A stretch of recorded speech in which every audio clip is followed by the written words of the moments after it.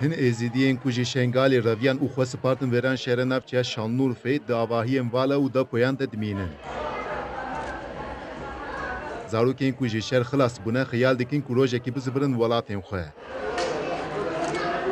Heftê zarokên ku li taxa Emîroğluya weran şehrê di depoyekê de dimînin, behsa êşên xwe hêviyên xwe dikin. Zarokên ku ji çiyayê Şengalê hatine wêran şehrê zehmetiyên xwe wa anî zimê.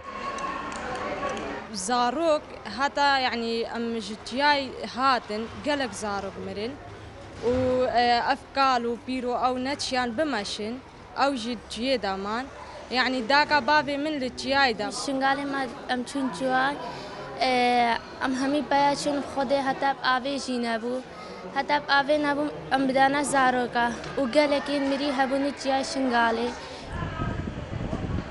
Serokê Komeliya Êzidiya Nûrettin Benzerjî daxuyan ku heta niha ji hezarî zêdetir mirov xwe spartina navçê gelek ji wan jî zarok bûn.